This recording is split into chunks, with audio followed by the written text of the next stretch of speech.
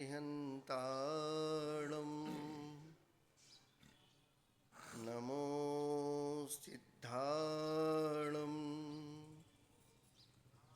नमो आयर्याणं नमो वज्झायाणं नमो लोये सौसाहुणम्।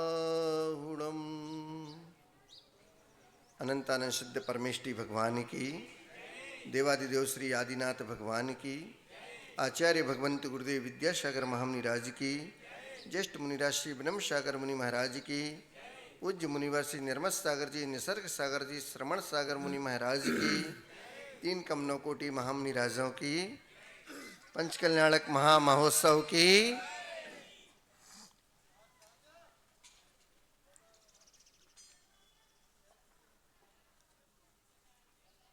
राजा को न्यायपूर्वक राज्य करते हुए अपनी उस धरा पर निष्कंटक बिना कोई बाधा के वर्षों हो गए और वह राज सुचारू रूप से चल रहा था। राजा को प्रजापालक भी कहा जाता है।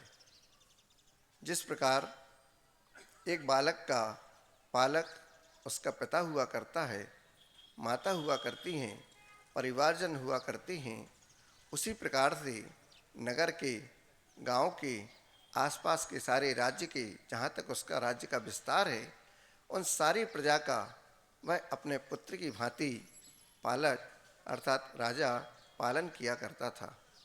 वह प्रजा पालक भी कहलाता है और राजा भी कहलाता है, जो अपनी प्रजा को पुत्रवत स्नेह, प्रेम और वात्सल की छाँव के तले उनका पालन पोषण, भरण पोषण आदि करता है। चारों ओर सुख शांति थी, सर्वत्र सुभिक्ष का वातावरण था, प्रजा आनंदमय जीवन व्यतीत कर रही थी कि एक दिन उस राजा की रानियों ने कहा कि राजन, आया बसंत पाला उड़ंत। बसंत आने पर पतझड़ हो जाते हैं, उसके बाद नए कोपल, नए पत्ते सब आ जाते हैं। आज वन क्रीड़ा का मन हो रहा है, चलें। निवेदन स्वीकार किया और राजा ने अपनी पत्नियों के साथ वन की ओर गमन किया।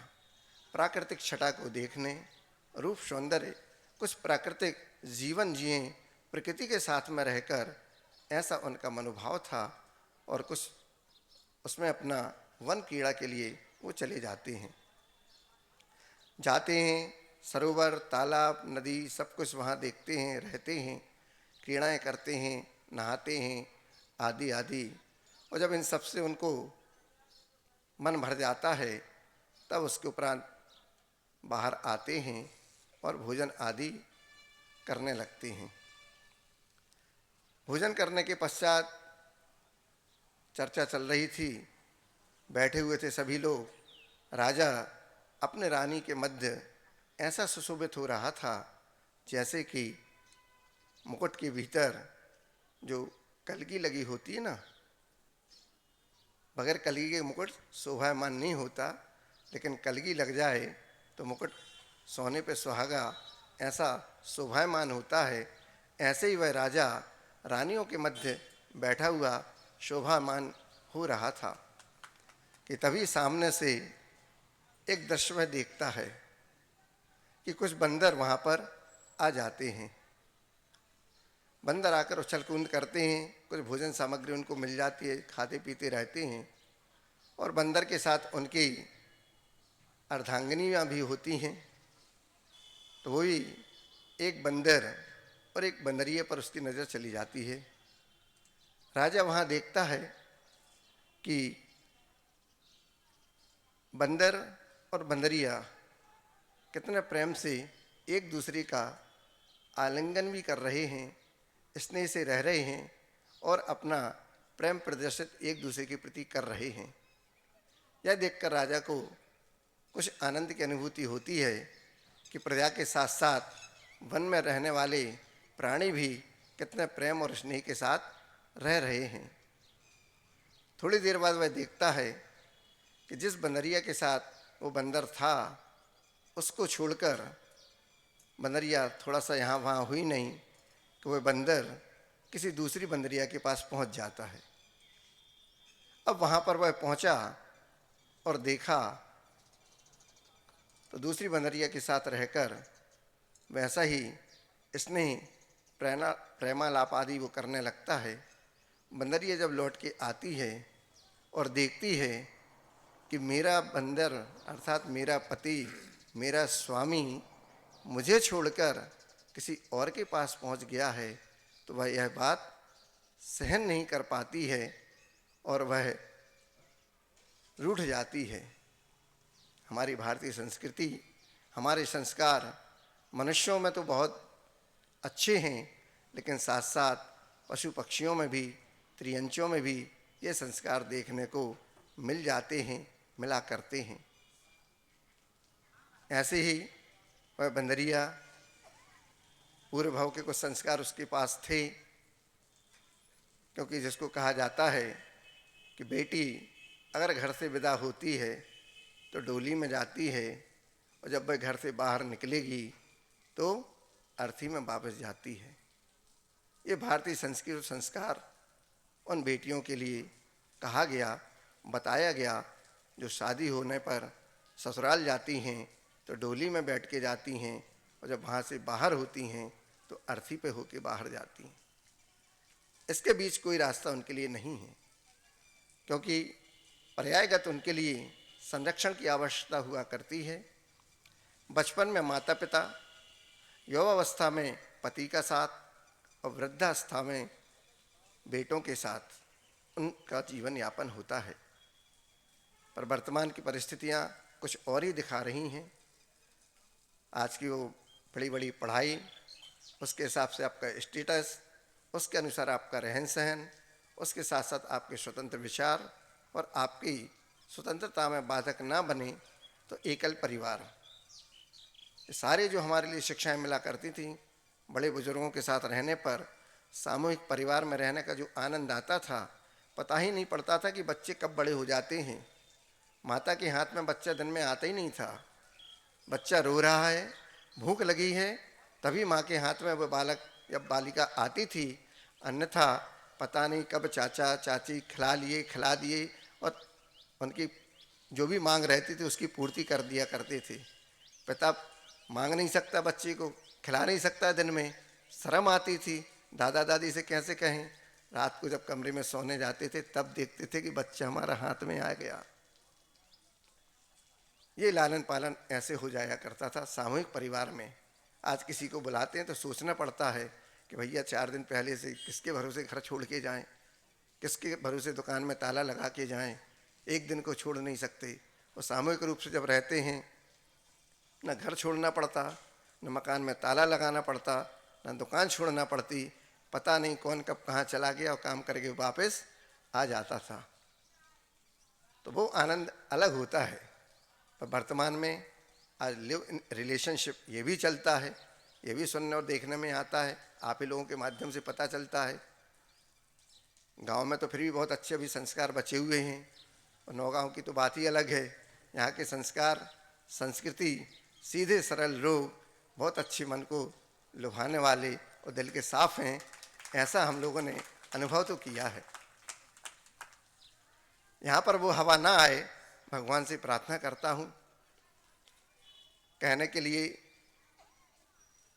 बहुत कुछ होता है इन बातों में, पर चूँकि मर्यादाएं रहती हैं तो कुछ संकेत ही कर सकता है साधु आपके लिए कि अपने बच्चों पर ध्यान दें और इस प्रकार की पढ़ाई और स्वच्छंद वातावरण से उन्हें बचा के रखें।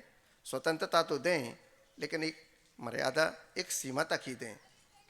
पढ़ने के लिए मनाही नहीं, ज्ञान का अर्जन करें, पर ज्ञान के साथ साथ तो संस्कार का और आगे की जो पीढ़ी चल रहा है हमारे गोत्र का, आदि का आदि, उन सब का भी ध्यान रखें। शादी करना नहीं, लेकिन साथ में रहना है। बच्चे चाहे नहीं हो जाए तो किसको दें? तो बोले उनके लिए कॉन्वेंट स्कूल है। कॉन्वेंट का अर्थ क्या है? कॉन्वेंट का अर्थ ये है कि जिनके माता पिता नहीं होते, ऐसे बच्चों को उस अनाथालय में छोड़ आइए, पढ़ा आइए, घंटा बजा दीजिए, पालने में बच्चे को छोड़ दीजिए। तो जो पालन करता है उनको फादर कहा जाता है, और दूसरी जो रहती हैं उनको नन कहा जाता है। और उनके जो स्कूल हुआ करते हैं उसको आप कॉन्वेंट कहते हैं।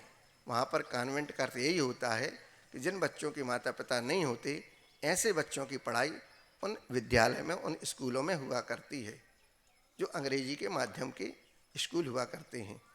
उसमें हिंदी की अगर बात आती है तो वहाँ पनिशमेंट मिला करता है, ऐसा भी सुना है बच्चों के माध्यम से। तो अपने संस्कार, भारतीय संस्कृति और सभ्यता का ज्ञान हो ऐसे गुरुकुलों में और ऐसे विद्यालयों में उनकी पढ़ाई हो, और माता पिता ध्यान दें तो बहुत अच्छी बात है। अन्यथा आगे चलकर हाई सोसाइटी, हाई एजुकेशन के माध्यम से फिर हाई जिंदगी भी उनको जीना पड़ती है, बाद में हाई हाई ही करना पड़ती है। क्योंकि लिव इन रिलेशनशिप, हमारे यहाँ पहले विवाह होता है, प्रेम बाद में होता है। कुछ सुना था पहले, किसी गीतकार ने लिखा है वो गीत कि तुम रूठी रहो मैं मनाता रहूं।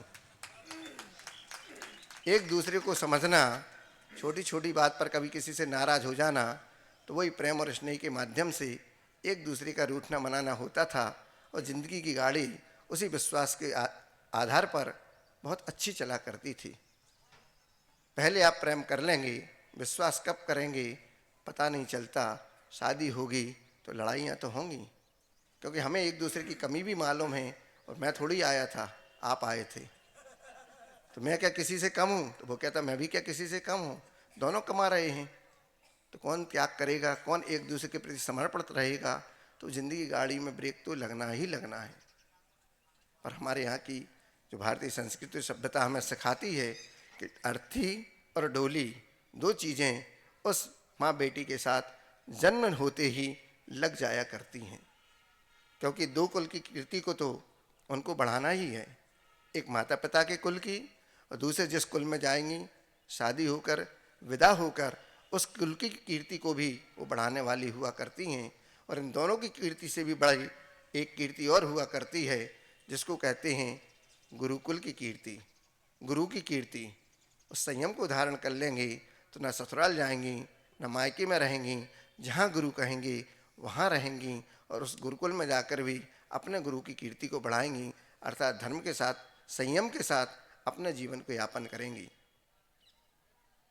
दोस्ती हो जाती है, मिलते हैं, वीकेंड मनाते हैं, कारों में पत्नियां बैठी रहती हैं, भाई लोग बाहर आते हैं, 15-20 का ग्रुप रहता है, आपस में कार की चाबियां उछालते हैं। जिसके हाथ में जिस चाबी आ जाती वो कार और बैठी हुई स्वामिनी आपके लिए 24 घंटे उपलब्ध है। सुनकर मन बहुत द्रवित हो जाता है कि किस प्रकार की संस्कृति और संस्कार में हमारा देश जा रहा है। इसको अगर हम पढ़े लिखों की संस्कृति कहें तो समझ में नहीं आता कि अनपढ़ ही बहुत अच्छे हैं। कम से कम जिनकी मर्यादा रहती थी, सर का पल्लू रहता था, चेहरा देखने नहीं मिलता था। आज न पल्लू है न चुनरी रही है। बाजार में तो जाते हैं और बहुत चुन चुन के अपने मनपसंद चुनरी को लेके आते हैं। चुन री, आप नहीं चुना, री आने लेके आए, लाने वाले को कहा जा रहा चुनरी, चुन चुन के लाए, बहुत अच्छी लाए। उसका दूसरा नाम है ओढ़नी, लेकिन ओढ़नी का दूसरा अर्थ अलग हो गया कि छोड़नी। ओढ़नी दिखती कहाँ? फैशन और पहनावा, टी शर्ट और जीन्स में वो माँ नहीं रहती कि जो अपने आंचल में अपने बच्चे को पलवे तो पोषित करे, उनको उन दुखों से बचाए, उन बीमारियों से बचाए, जिसके लिए कहा जाता है कि 6 महीने तक माँ का अमृत उस बच्चे के लिए अमृत हुआ करता है, जो उसे हजारों रोगों से बचा के रखता है। बल, बुद्धि और शरीर का सौष्ठव उसी माँ के अमृत से, उसके दुग्धपान से ही उस बच्चे का विकास, पल्वित और पोषित बहुत अच्छा हुआ करता है। पर जीन्स टी शर्ट पहनने वाली माँ आज बच्चा ही नहीं चाहती, अमृतपान कराना तो बहुत दूर की बात है। ऐसी भी बहुत सी हमारी, जिनको आप कहें भारत देश की पत्नियां, यही बताते हैं पुरुष जब पूछते हैं कि आपकी कौन है, तो कोई कहता है वाइफ, कोई कहता है पत्नी। धर्म पत्नी कहने वाले बहुत कम संस्कारवान व्यक्ति मिला करते हैं। दूसरा अर्थ मिलता है बीवियां, पर वो बनरिया ऐसी नहीं थी, वो संस्कारवान थी। इसलिए अपने पति को किसी दूसरी बनरिया के पास देखकर उसका मन द्रवित हो गया। ऐसी वो बीवियां किस प्रकार की हुआ करती हैं, तो एक आता है आलसी बीवी। आप नहीं हैं, आपकी बात नहीं कर रहा हूँ, जो हैं वो समझ जाएंगी कि कौन है। थोड़ा अपना आप तौल के भी देख लें। आज के ज़माने की बीवियाँ कैसी हुआ करती हैं, तो उसमें आता है एक आलसी बीवी होती है जो पति का काम तो नहीं करती, लेकिन बैठती ज़रूर चाहती है। पति अगर चाहता है कि मुझे चाय मिले तो हाँ आप बना लाओ, अपने लिए बना के पी लो और एक मेरे लिए भी ले आना। इसका नाम आलसी बीवी। दूसरा हुआ धमकाने वाली बीवी। वो कैसे धमकाती हैं, कान खोलकर सुन लो। इस घर में या तो मैं रहूँगी या आपकी माँ रहेंगी, आपको ही चूज करना है, आपको ही देखना है, फैसला करना है कि कौन रहेगा, माँ रहेगी या मैं रहूँगी। तीसरी बात सुनने मिलती है, उसको वो कहती हैं, जिसको इतिहास दोहराने वाली बीवी। मैं जानती हूँ आपका इतिहास क्या है, कहाँ जन्म हुआ, कैसे माता पिता रहे, क्या होता था आपके घर में, सारा इतिहास वो खोल के रख देती हैं।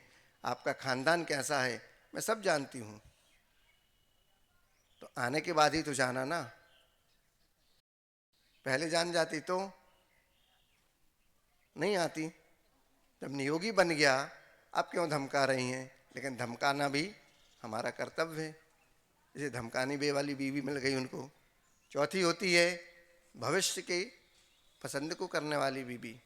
वो वाचक, भविष्य का वाचक कर देती, भविष्य बता देती है कि आपका भविष्य कैसा है, अगले 7 जन्मों तक मेरे जैसी बीवी नहीं मिलेगी।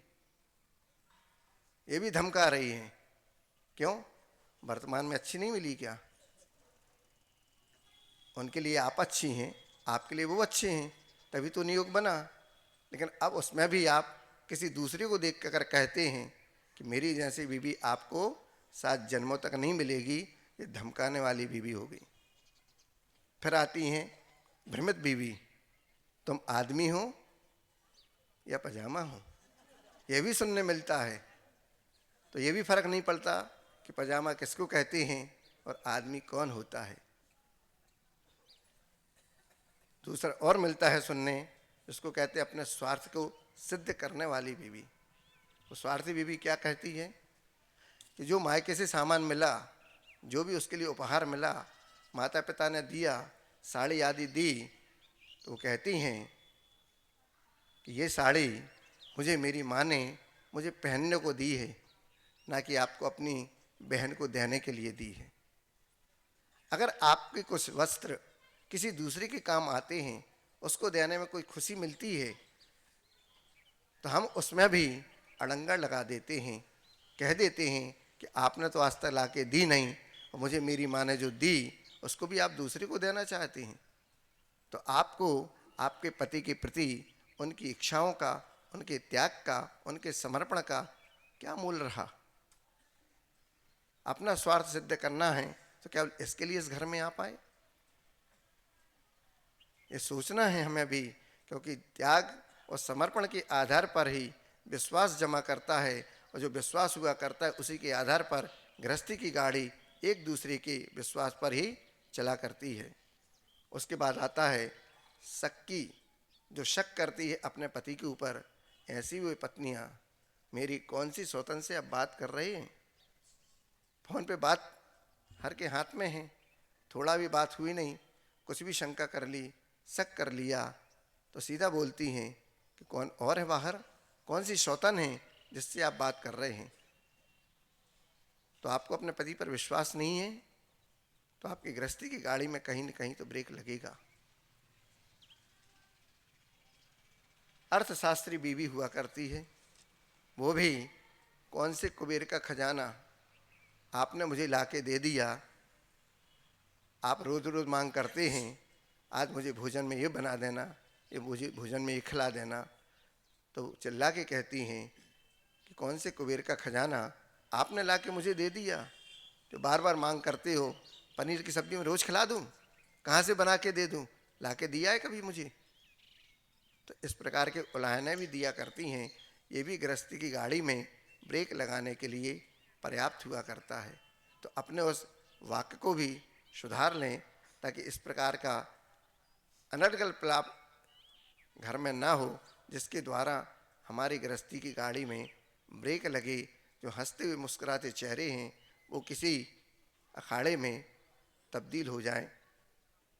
उसके बाद आता है बहुत पुण्यशाली और धर्मात्मा जो जीव हुआ करते हैं, उनको इस प्रकार की बीवी मिला करती है, जिसका वर्णन धार्मिक बीवी के नाम से किया जाता है। फिर वो बोलता है, ये मेरी वाइफ नहीं, मेरी पत्नी नहीं, ये मेरी धर्म पत्नी है। पूज्य बड़े महाराज ब्रह्म सागर जी महाराज कहते हैं कि पत्नी कौन है? जो पति का पतन बर्दाश्त ना कर सके, उसका नाम पत्नी हुआ करता है। और एक और हुआ है जिसको कहा है धर्म पत्नी, जो अपने पति को धर्म मार्ग में लगा दे, उसका नाम हुआ करता है धर्म पत्नी। ये भारतीय संस्कार और संस्कृति हमको यही सिखाती है कि आपने जो इतिहास, स्वार्थ, अर्थशास्त्र जितनी बीवियां सुन ली, ये तो एक नाम मात्र की हैं। धर्म पत्नी तो वास्तव में वही हुआ करती है कि जिस घर में जिस दिन से कदम रखा, आपके इतिहास का मुझे कुछ नहीं पता, लेकिन आज से नया दिन नए सूरज के साथ मेरा प्रारंभ होगा। मैं भी मंदिर जाऊंगी और पति को भी साथ में लेके जाऊंगी। पति 3 लोक के नाथ का अभिषेक करेगा, मैं उसके अभिषेक की अनुमोदना करूंगी, घंटा बजाऊंगी, उसके हाथ से गंदोदक लेके अपने इस मनुष्य पर्याय को, स्त्री पर्याय को धन्य करके, अपने कर्मों का क्षय करके, शांति धारा अभिषेक पूजन देखकर पति के साथ भगवान का आहार दान आदि देकर अपने क्षय कर्मों का सट आवश्यक पालन करते हुए कर्मों का क्षय करूंगी। तब जाके वो धर्म पत्नी कहलाने योग्य होती है। अन्यथा पत्नियां तो बहुत हैं, पति भी पतन की ओर जाता है और अपन भी कौन कौन से गहरे और होटल आदि में जाके अपनी जिंदगी को समाप्त कर देते हैं। बंदरिया रूठी रही।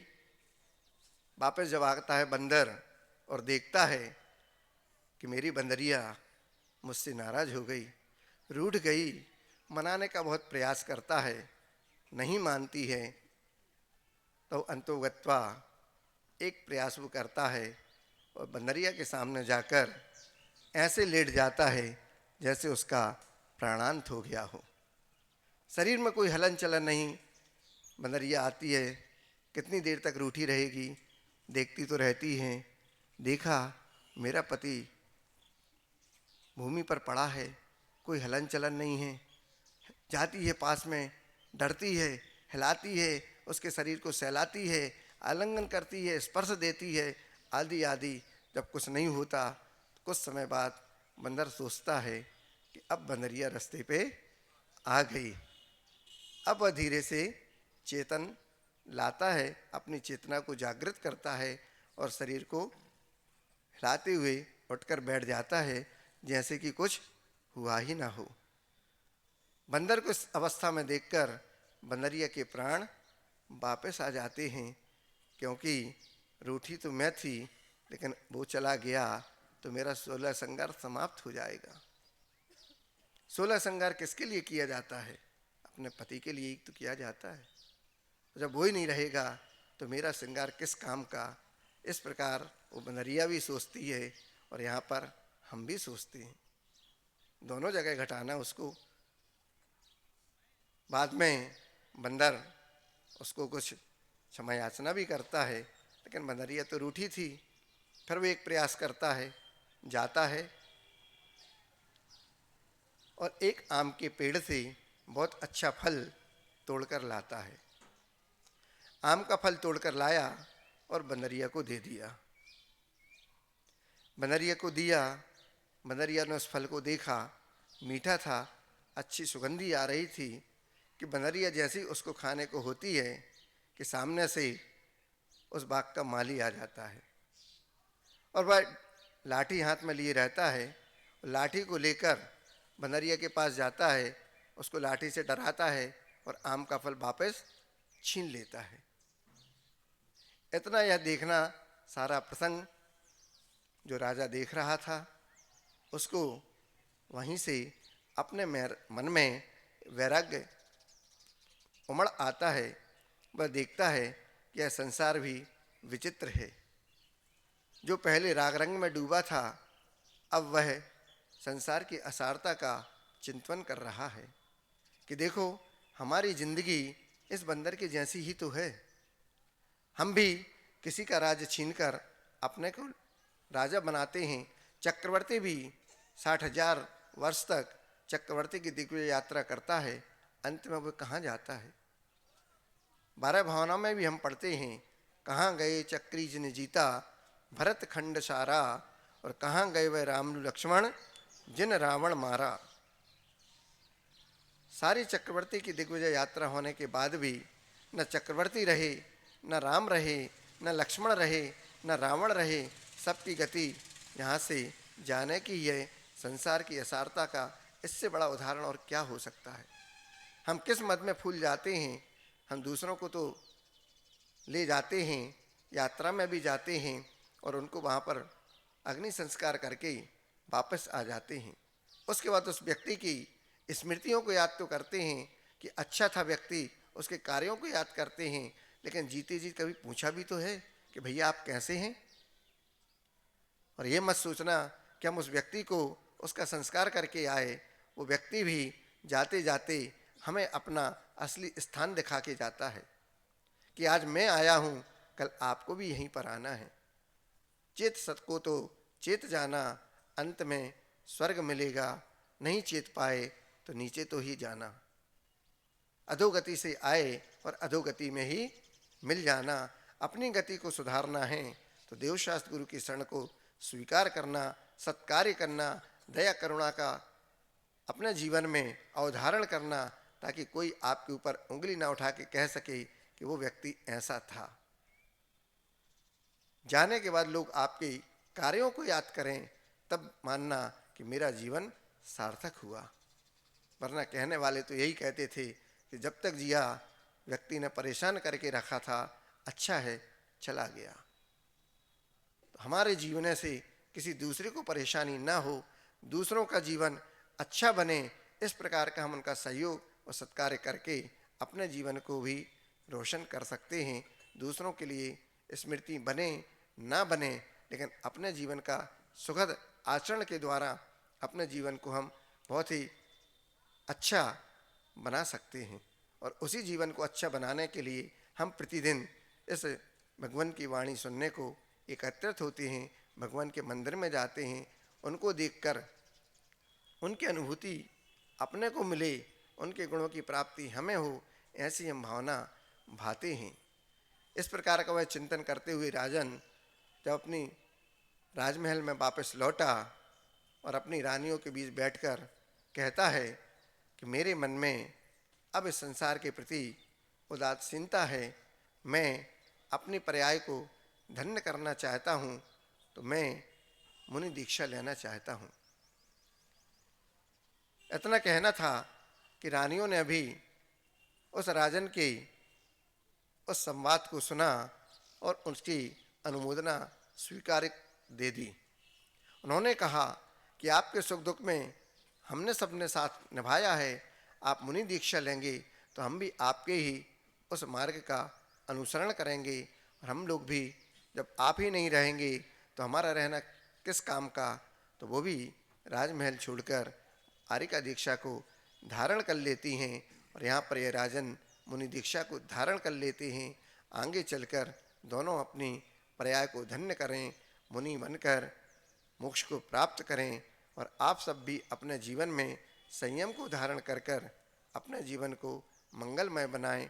महोत्सव आने वाला है, अलग अलग पात्रों का चयन तो हुआ है, लेकिन इन सब का उद्देश्य केवल एक ही है कि सबके जीवन में धर्म ध्यान हो, सबका जीवन मंगलमय हो, सारे जगत में सुभिक्ष हो और सभी प्राणी निरोग हों। हम सबको भी मंगल, उत्तम शरण, चार की हमेशा मिलती रहे, जब तक हम इस भाव से विदा ना हों, छूटे ना संसार हमारा छूटे। इस मंगल भाव के साथ अहिंसा परमो धर्म की